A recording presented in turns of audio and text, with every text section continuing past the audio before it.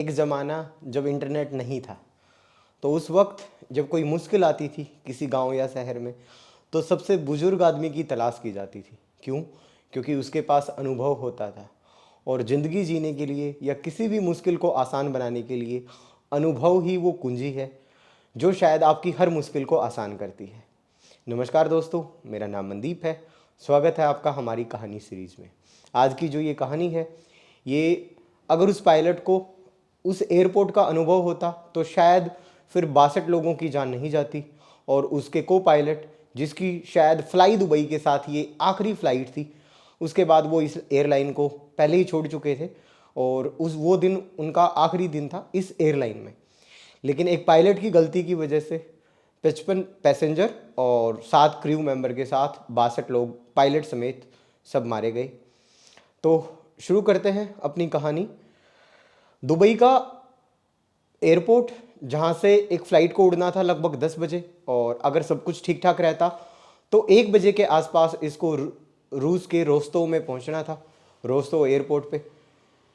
तो फ्लाइट उड़ने के बाद जब ये ठीक ठाक मतलब अपना 3 घंटे का सफ़र तय करके रोस्तोव में पहुँच जाती है, उसके बाद उनको एटीसी से संपर्क किया जाता है कि हमें जब प्लेन उतारना होता है तो आपको एयर ट्रैफिक कंट्रोल जो जब परमिशन देता है तभी वो आपको बाकायदा रनवे बताता है कि आप इस रनवे पे अपनी फ़्लाइट उतारिए, और उसी हिसाब से फिर आपकी फ़्लाइट उतरती है। तो सबसे पहले जो एटीसी है वो बताता है कि आप 22 नंबर रनवे है रोस्तोव एयरपोर्ट का, आप वहाँ पे अपनी फ़्लाइट उतार लीजिए। जो कैप्टन है वो अपनी पूरी तैयारी करता है। मौसम बहुत ज़्यादा ख़राब था, हवाएं बहुत तेज़ चल रही थी, और इसी वजह से जो उसकी पहली लैंडिंग है जिसमें अगर फ्लाइट उतर जाती तो शायद फिर भी ये हादसा बच सकता था। लेकिन वो लैंडिंग सक्सेस ना होने के कारण फिर से वो अपनी फ़्लाइट को मतलब वापस से उड़ाता है, क्योंकि फ़्लाइट सक्सेस मतलब लैंडिंग सक्सेस नहीं हो पाई थी। तो उसके बाद से वापस दूर जाता है, और तभी एटीसी उससे संपर्क करता है। वो बताता है कि मौसम ख़राब है, तो आप अगले कुछ टाइम के लिए जो ये प्लेन है इसको ऑटोमेटिक मोड में डाल दीजिए, यानी कि इसको अपने आप उड़ने दीजिए। ऐसा तब करते हैं जब उनको लगता है कि मतलब एयरपोर्ट पे कुछ टाइम लगेगा। तो इसके बाद कैप्टन वैसे ही करता है। तकरीबन 2 घंटे तक प्लेन उड़ता रहता है, बिल्कुल नॉर्मल, कोई दिक्कत नहीं। और जो फ्लाई दुबई है वो खुद मतलब दुबई की सरकारी कंपनी है, और इसका एक लो कॉस्ट एयर में बहुत अच्छा नाम है। और अगर इस हादसे को हम छोड़ दें तो इससे पहले ऐसा कोई हादसा नहीं हुआ था, तो इसका मतलब लोग इस पे बहुत ज़्यादा ट्रस्ट करते थे फ्लाई दुबई पे।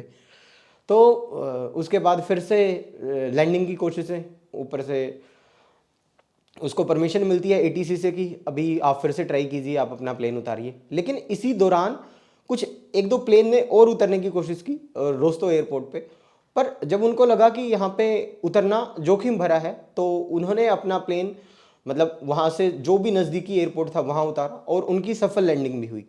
अगर बोइंग 737-800 फ्लाई दुबई का कैप्टन भी अगर ऐसा करता तो शायद ये हादसा होने से बच सकता था।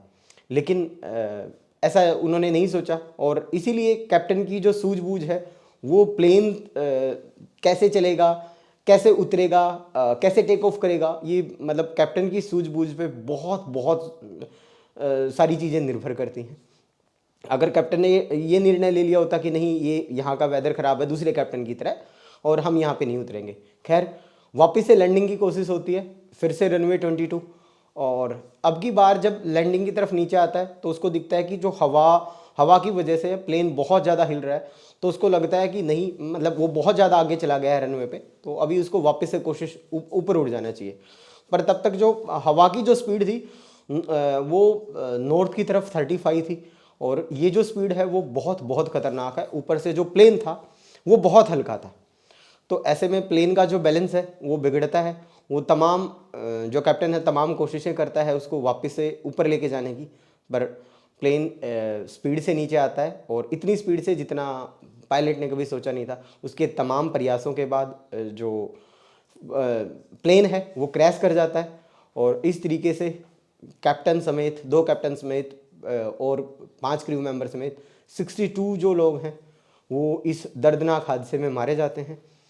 और उसके बाद फिर जो रूस की सरकार है, क्योंकि इसमें जो सबसे ज़्यादा यात्री थे 44 रूस के नागरिक थे, कुछ 2 लोग भारत के थे, कुछ यूक्रेन के नागरिक इसमें थे। तो रूस की गवर्नमेंट को लगता है कि इसमें हमें जांच करानी चाहिए कि आखिर गलती क्या है। तो जहाँ पे प्लेन बना था वहाँ पे एक जो टीम बैठाई गई थी जांच के लिए वो पहुँचती है, फिर जहाँ पे इंजन बना था वहाँ पे पहुँचती है, और फिर उन सारे रिकॉर्ड्स को खंगाला जाता है जो उस टाइम पे एटीसी और पायलट के बीच में जो बात हुई थी पूरी। और उसी दौरान वो भी रिकॉर्ड चेक किए जाते हैं जिसमें एटीसी ने दूसरे जहाज के पायलटों के साथ जो कन्वर्सेशन किया था, ताकि ये अंदाजा लगाया जाए कि एटीसी की तरफ से कोई गलती हुई है या जहाज में कोई दिक्कत थी या फिर कैप्टन की तरफ से कोई गलती हुई है। तो उसके बाद सारी चीज़ें खंगालने के बाद, सारी चीज़ें चेक करने के बाद जहाज़ का मलबा वापस से रिक्रिएट किया गया, वापस से मतलब उसके जो जो रिसोर्सेज उसके यूज हो सकते थे, चेक किए जा सकते थे, वो सारी चीज़ें चेक की। उसके बाद कमेटी अपनी जो रिपोर्ट है वो रूस की सरकार को सौंपती है, और उस रिपोर्ट का निष्कर्ष ये था कि ये महज एक पायलट की गलती थी, क्योंकि दोनों पायलटों को कभी भी रूस का अनुभव नहीं था, या रोस्तव एयरपोर्ट पे कभी उन्होंने प्लेन नहीं उतारा था। दोनों जो पायलट थे वो अनुभवहीन थे। हालांकि उन्होंने लगभग 5000 घंटे की फ्लाइट टाइम था उनका उड़ाने का, पर जो सरकमस्टांस थे उस एयरपोर्ट के उससे वो वाकिफ़ नहीं थे, या वहाँ का जो वातावरण है वो कैसा होगा उस टाइम पे, कैसे उससे डील करना है, उसका उनको आइडिया नहीं था। अगर उसका अनुभव उनको होता तो भी शायद ये हादसा टाला जा सकता था। तो पूरी जांच के बाद सरकार को रिपोर्ट दी गई कि महज एक कैप्टन की गलती से, जो उस टाइम पे फ्लाइट को उड़ा रहे थे, वो अगर थोड़ी सी सूझबूझ दिखाते और उनके जो डिसीजंस थे वो थोड़े ठीक होते, तो शायद फिर ये फ्लाई दुबई के नाम ये काला दिन उनकी लिस्ट में नहीं जुड़ता, और 62 लोग जो अपने कुछ काम से गए थे या अपने घर गए थे वापस, वो जो 44 लोग थे रूस के, वो लोग घूमने आए थे और वापस अपने घर जा रहे थे, तो शायद वो सकुशल अपने घर पहुंचते अगर ये हादसा नहीं हुआ होता। तो ये थी कहानी फ्लाई दुबई 981 बोइंग 737-800 की। उम्मीद है आपको पसंद आई होगी। ऐसी और कहानियों के लिए हमारे चैनल को लाइक करें, शेयर करें, सब्सक्राइब करें।